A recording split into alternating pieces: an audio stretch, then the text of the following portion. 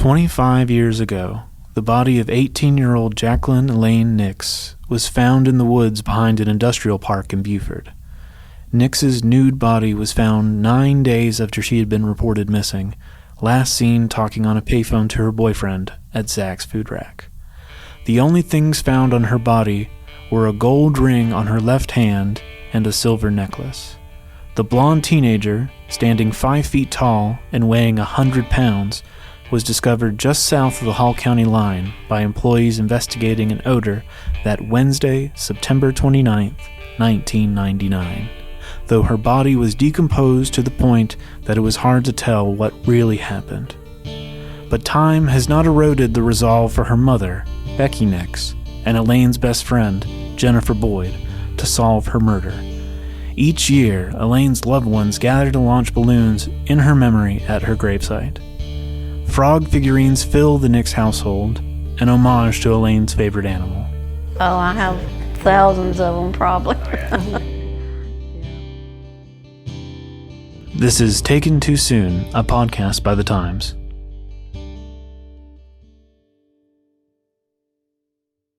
Well, she was a pistol. She's one of a kind. She was a real good friend. Somebody knows something. There's no doubt in my mind. She was so tiny. It was just a little girl. And somebody, in my opinion, murdered that girl. And they need to be held accountable. The views and opinions expressed by guests on the Taken Too Soon podcast are their own and do not necessarily reflect the views, opinions, or positions of the host or contributors. This podcast deals with mature topics that may not be suitable for all listeners. Material heard on the Taken Too Soon podcast is intended for adult listeners. Listener discretion is advised. I'm Nick Watson. I'm a crime reporter at the Gainesville Times. I'm Greg Finan Jr., the life editor at The Times. I'm Faith Montgomery, a copy editor at The Times and producer of this podcast. In this podcast, we're looking at cold case murders. The story in particular covers the death of Jacqueline Elaine Nix. The goal of this podcast is to shine a light on Elaine's case. No suspects have been publicly identified by law enforcement since her body was found in 1999. 3 months after her body was discovered, the medical examiner listed Elaine's manner of death as undetermined, but added that the circumstances highly suggest she died by homicidal violence. Causes of death such as strangulation, suffocation, and asphyxiation could not be ruled out. We talked with Elaine's family to get a better idea of who she was as a person before tragedy struck. The interviews included in this episode focus on Elaine's mom and brother. Jennifer Boyd, Elaine's best friend, will be featured in a later episode. She has been our main point of contact, so she joined us for the family interview. Jennifer pulled into the Nix home right behind us. We followed as she led us inside. It's locked.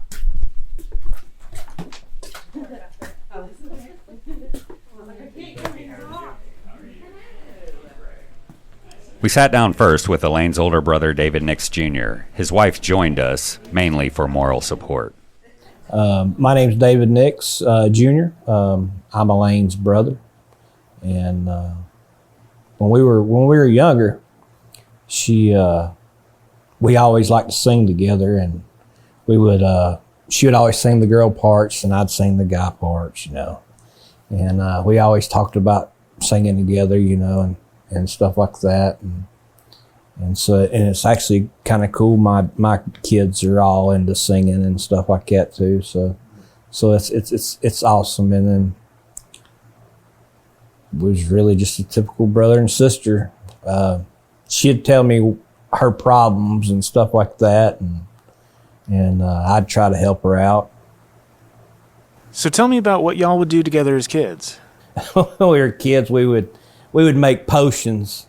We'd call it potions, and we would mix all kind of crap together, anything laying around the house. And then we would try to get each other to drink it, but we never would drink it. But that was always fun. We watched a lot of MTV too. Like I said, we loved music.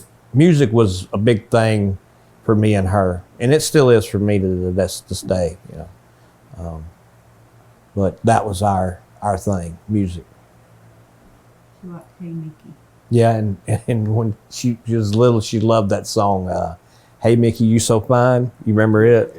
Yeah. She used to play it all the time on the record player. How did you feel when you found out you were going to be a big brother? I loved being a big brother growing up. I mean, I loved being a big brother. How do you feel about finding out? Oh, I was ecstatic. You know. Not disappointed. No. I didn't care. I don't remember caring. So, yeah, and it was around Christmas time when she was born. So it was like a present, another present, you know, that year. Were there moments that she came to you for help or protection? When she was little, every night she would have bad dreams and had to sleep with me. Or I would actually go to her bed because she had a bigger bed. And I would tell her the 3 bears. And every night I'd have to tell her the 3 bears, but I would change it every night. It'd be different every night. And she loved my stories. And so when we were growing up, every night I had to tell her a 3 bear story. I always felt like her protector. You know, I remember one time I fought a dude because he called her a bad word, what you should never call a woman or a girl. And I took him into the ball field and whooped his butt. And so stuff like that. So when she passed, it was real hard because, of course, I drove by at the time when it happened. I just didn't look over, you know. So it's been kind of hard thinking about that. If I'd have seen her, I'd stopped and said, "What the crap you doing?" You know? The would-haves, could-haves, should-haves. So tell me, what was Elaine like in high school when she got older? Well, she was a pistol. She definitely didn't need nobody fighting her battles, but and fun. She was just fun. She was fun to hang out with. I remember one time we come in, we were sitting in the living room, me and my dad, and she walks in. She had some of them jelly shoes on. I don't know if you remember those, the little plastic shoes. Yeah. And she comes in and she just kicks her shoes off. Yeah. And one of them shoes hit my daddy right in the eyeball. I remember that like it was yesterday. It was so funny. He got mad, but he wasn't too mad. She was always his favorite. I always knew that. Got away with a little more. Yeah, she always got a little way with that kind of stuff. Mm-hmm. She was a real good friend. She always helped people when she could.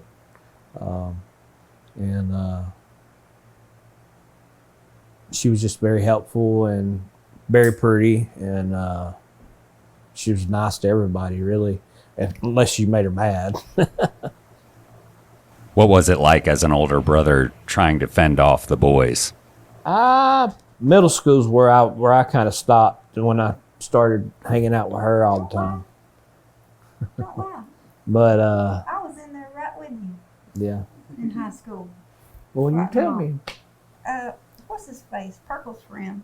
Oh yeah. Yeah. Yeah, she did. She had a lot of my friends wanted to date her, and it used to make me so mad. Because they would want to date her, and I'm like, that's my sister, you're my friend. Heck no. That's not going to work. So that was always an issue growing up too. Did y'all have any pets growing up? Well, Mama got a dog, and it was going to be my mom's dog, but it ended up turning out to be my sister's dog. Mm-hmm. So it was always with her, and it missed her when she would leave and stuff like that. So she had a favorite animal. I didn't tell him the whole story. I don't know what you're talking about. Your mama went to get the dog. Oh. Well, my mom went to go get this dog, and we get it home, and it starts bumping into everything. Well, we go. She takes the dog back because she's like, she takes to the vet, finds out that the dog's blind, and so she takes the dog back. Well, she gives it back to the people she got it back from. And then on the way home, my mom cried the whole way home because she was like, I can't do that. That's one of my kids. I couldn't do that to my kids. So I remember she went back and got Ashley. And then after that, she learned where everything is. As long as we didn't move nothing in the house, she was okay. But she loved Elaine. She would sleep with Elaine. she loved Elaine. She was a little poodle. Yep. Yeah. Gray poodle. Yep. Is there a particular family vacation that you remember with Elaine? When we were the one I remember, because we had, remember those 8mm film, the ones that rolled on the, and we had some of them old of us going to Disney and seeing us together playing and stuff like that at Disney, riding the teacups together and stuff like that. So that always brought back memories from when we were kids going to Disney and stuff like that. What was your last memory with Elaine? The last memory I have that sticks in my head is when my dad he wanted to take his lawnmower to the shop, and her boyfriend was there and he needed help. So I came over with my truck and we took it over to the shop. That's my last memory of her. But we did go to church that morning, Yeah. wasn't it? It was, That day. yeah, and so that's a good hope, a good feeling. Can't get enough of Taken Too Soon? Check out bonus content exclusive to Times subscribers at GainesvilleTimes.com/TakenTooSoon. See photos, read old articles, review documents, and watch videos from our interviews. Subscribe today to dive deeper into this cold case mystery. Find the bonus content link in the show notes. Now, back to Nick and Greg with Elaine's mom, Becky.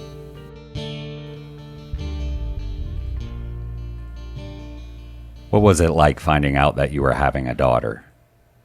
It was exciting because I had a boy and a girl, the perfect pair. Yeah. We named her after my stepdad. Why did you name her after him? Were you guys close? Yeah, we were close, yeah. And we lived with him when we hadn't been married too long. He let us live with him. He was just a real good man. Did Elaine remind you of him? No, he was really old. Yeah. What do you remember from the day she was born?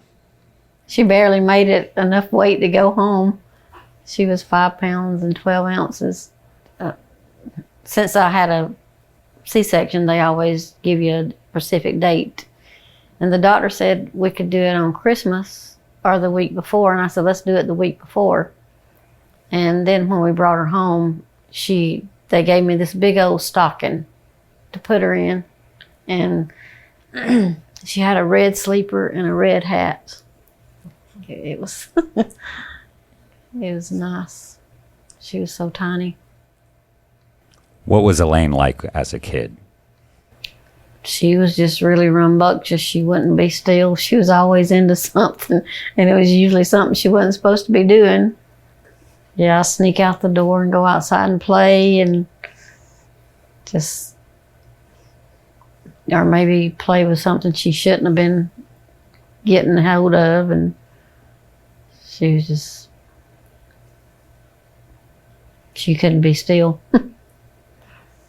When they were little, I would always buy them the walking shoes, those hard bottom shoes, and put those little bells on them so they wouldn't come untied. I still have the bells. So you would just hear her around the house, jingling. Did she like going to school as she got older?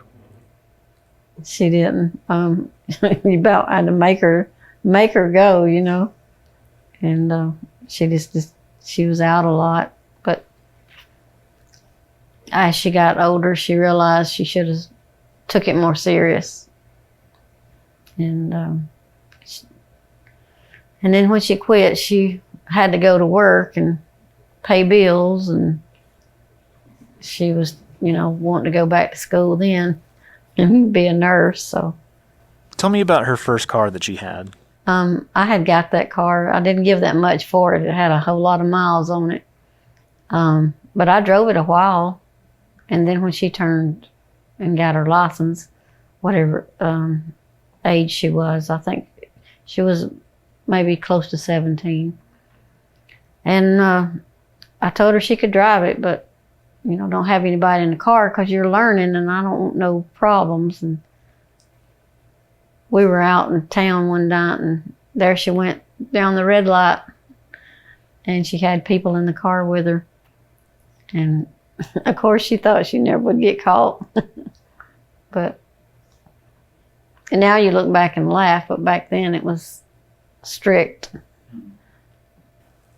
What were Elaine's friends like? What would they do together? They were always having fun, taking pictures, going places, skating, ride around uptown, go to the mall. You know, spend the night with each other. They would come to the house. She would go to their house. She had a sleepover once. I believe it was a birthday party, but where we lived out then we had a garage that was separate from the house. And they would go out there and dance and sing and just have fun.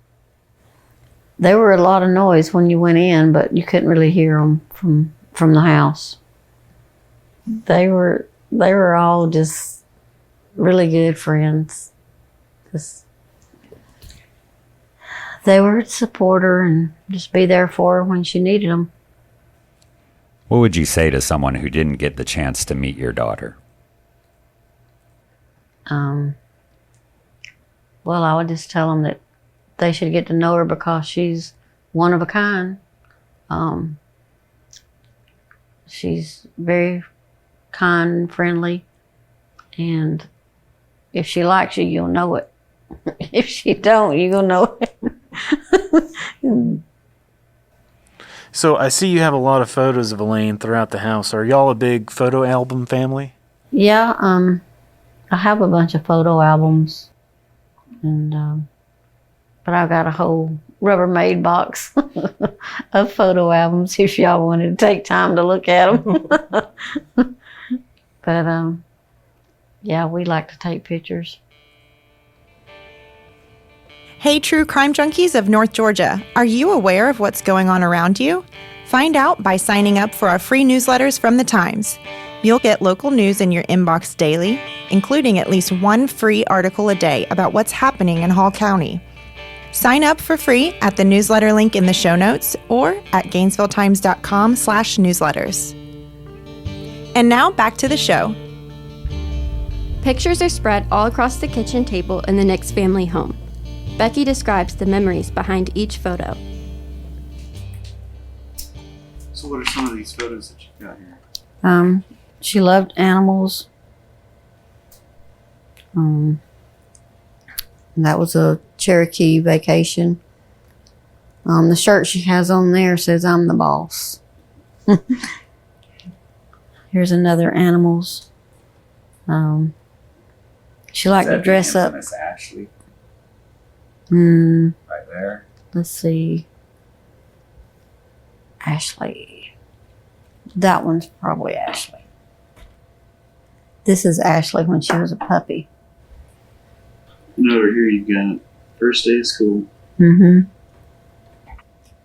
And is this first day of school going into kindergarten, first grade? 86. She was 6 years old, yeah. Yeah, kindergarten, first grade. That's kind of a tradition to take a picture the first day of every year. Oh, yeah.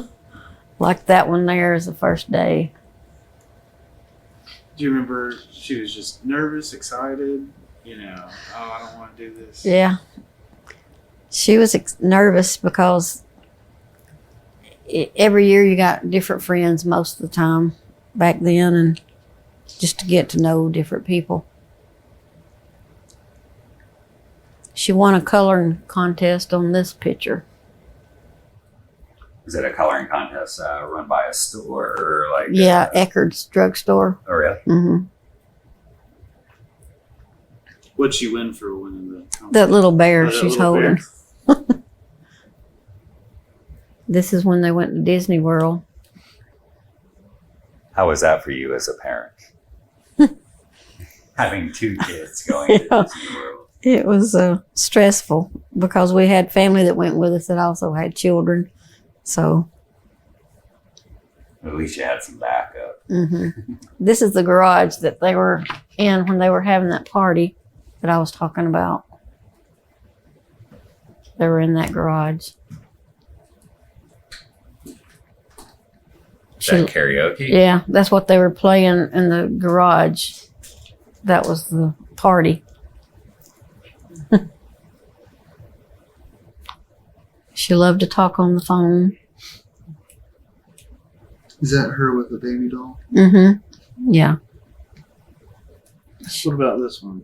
She was a ballerina. She took lessons. How long? Well, about a year. That was one of her proms. That prom or Miss Valhalla? I don't know.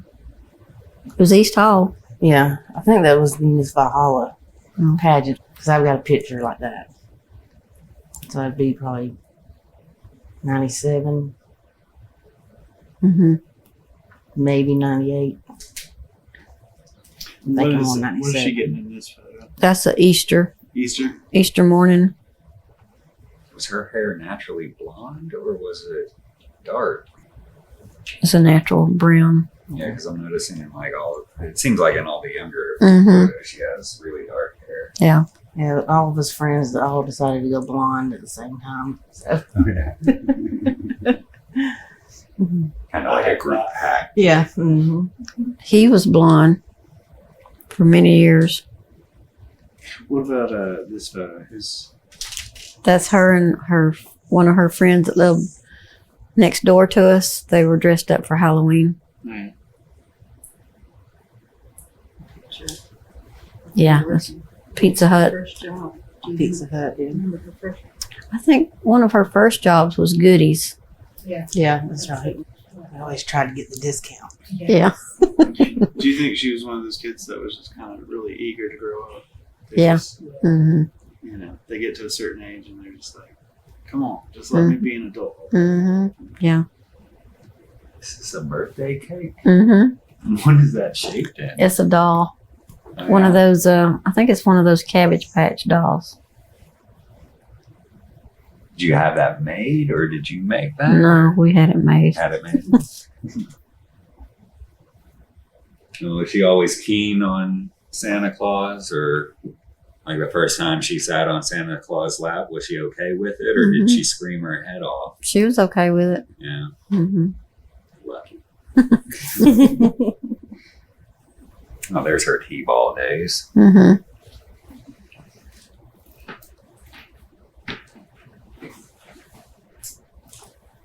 So when you go back and you look at these kind of photos, like, what do you think about? Like, or do you often do it? Is it something that you do often, or is it something you try to avoid? I don't do it often. No. Reach our listeners with your brand right here on Taken Too Soon. If you're interested in being a part of the show as a sponsor, email our team at marketing@gainesvilletimes.com to get more information. After the Nix family interviews, I sat down with Nick and Greg to talk about their takeaways. Coming out of the Nix family's house, after that first family interview, just tell me about what you were thinking, what was going through y'all's heads. Well, personally, I felt very drained emotionally.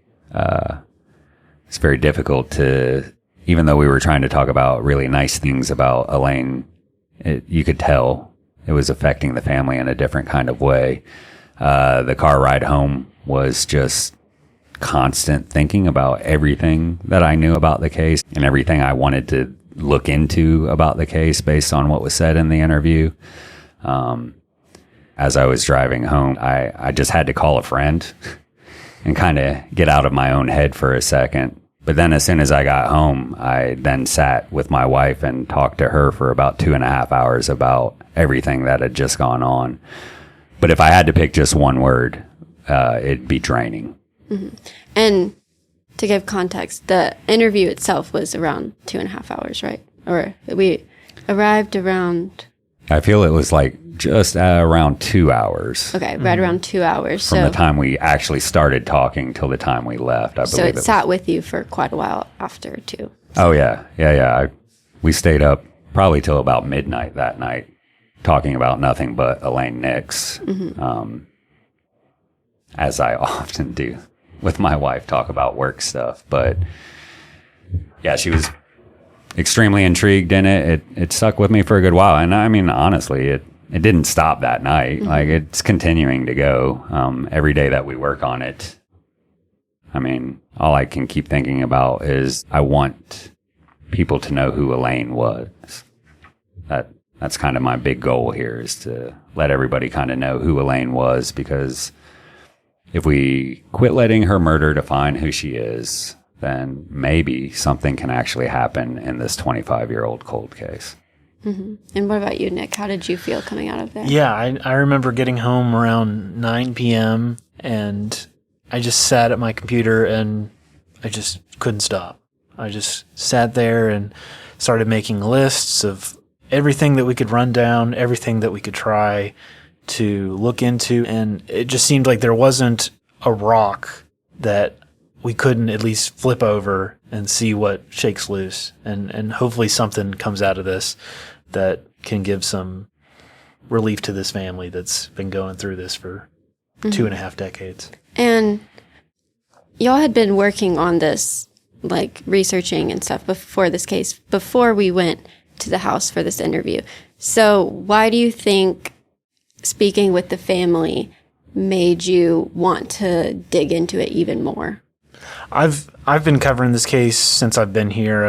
I covered this story. And how long have you been working here? I've been here for 10 years, and I've known Jennifer before. We've talked before. We've kept in touch, and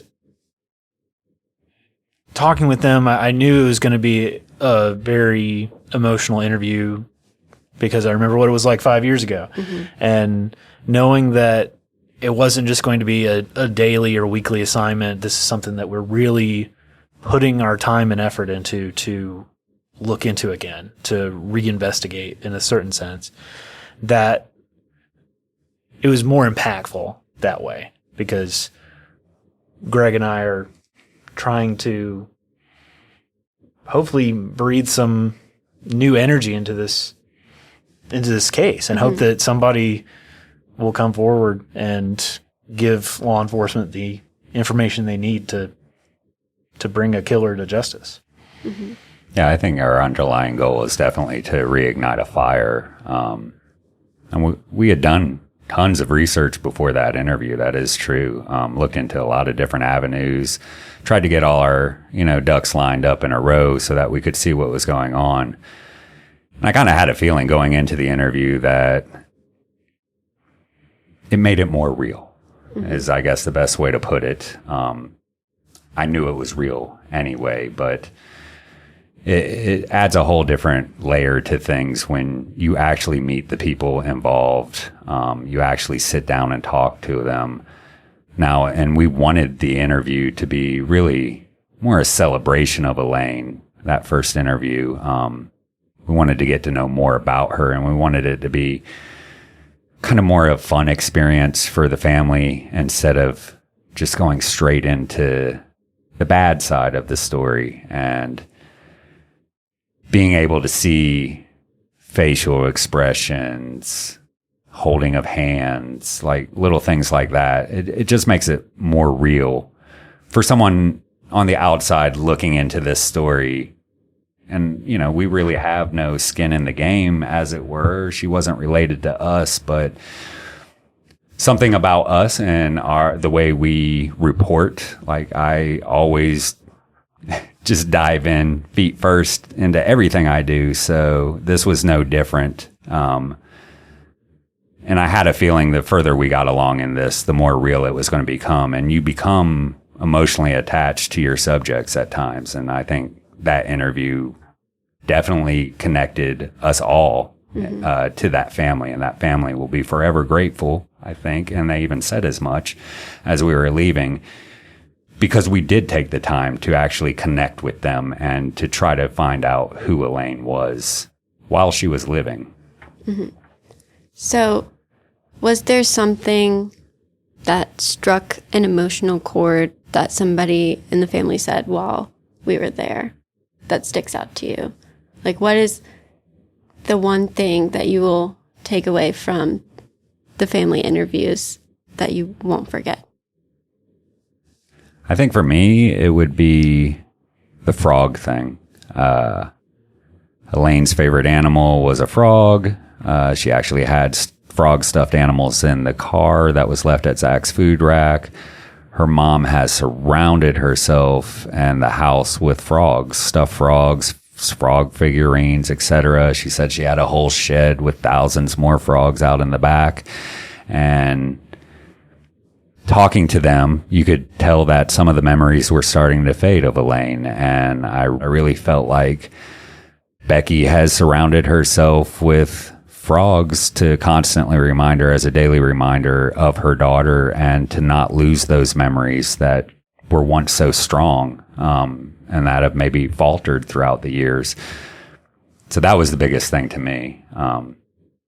Being a father myself of a daughter, I can understand where they're coming from. Like, God forbid I ever lost my daughter. And you could see that in the way that she handles herself, in the way that she talks, in the way that maybe she doesn't want to share as much as you want her to at times, but maybe it's just too painful. Mm-hmm.